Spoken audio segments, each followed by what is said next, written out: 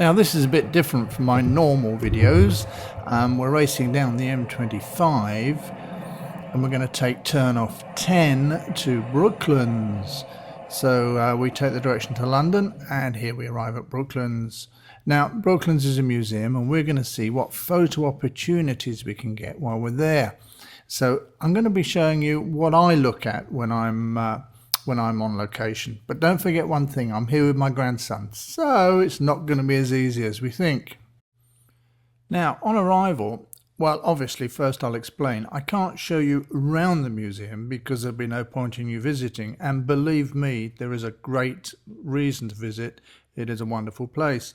But this gives you an idea about one of the halls, of which there are many. Now, there's not much light. Now, what does that mean? It means we need a tripod. It means we know how to use our camera. We must know how to use a camera. We must know how to put it on delayed shutter release, and we know how to lift the mirror, things like that. Be able to take very long exposures without any problem. Now, what about this? If ever I saw anything crying out for an HDR, that's it. Now, I like what I call soft HDR, where you're not sure whether it's an HDR or not, but there are so many opportunities here. Here's just one where it's a real hard HDR, just as a lot of people like them. Now, even if you wanted to, this one would be very difficult to miss. Concorde, and what a beautiful thing it is too. Now, there are so many. The day we were there, I was allowed to get under the plane itself. I don't know if you can do that every day. So there are some wonderful opportunities. Now, of course, sometimes you have to make a fool of yourself and get to a different sort of angle to take the picture. So there's another tip. Don't wear good clothes. You might be doing all sorts of things. Now, it was great fun, although at my age it can be difficult getting up again, so bear that in mind. Now, another thing I should mention is the staff. They are fantastic. They're very helpful. If something's not allowed, it's not allowed, but if it is, they'll do everything they can to help you.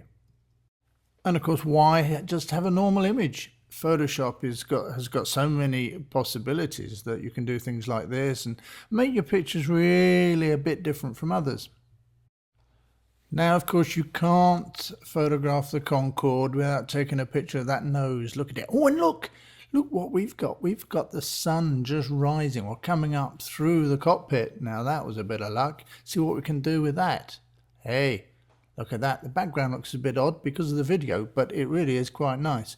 Now, look at that for a shot. Now, what about the other end? Wow, I've loved this tail all my life. Now, look at that. Isn't that majestic? Now, okay, I was very lucky. I had a very good day. But believe me, if you look out for shots, you'll see them. Now, I'm a great lover of bare metal. Now, look at that. If you look carefully, you'll see some light working in the metal on lots of things at Brooklands.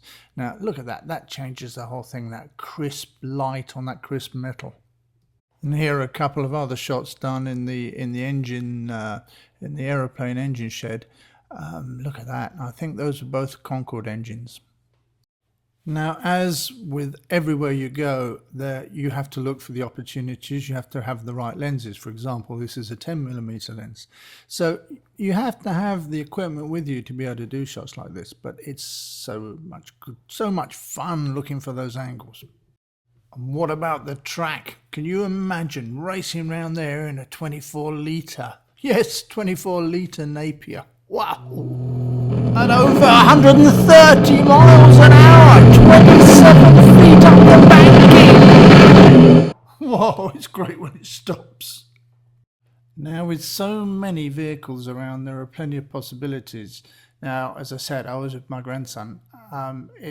You're better on your own. You can spend a lot more time. Don't forget a polarizing filter to avoid this problem.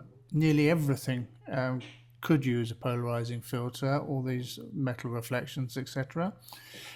Now, of course, before you go, if you go, make sure that there are lots of special days. There are special Ferrari days, Lotus days, all sorts of days. So obviously it can be many more people, but a lot more activity. So there's so much to see, it would be worth going on a weekend when you have one of those special days if you don't mind people. They also have special arrangements for photographic jobs. So if you're a professional, be worth contacting them. Now, while you're there, if you have got the family, don't forget the family snaps. How many times will he have a chance to be photographed with Concorde? Hey, great day out, really worthwhile. Enjoy yourself.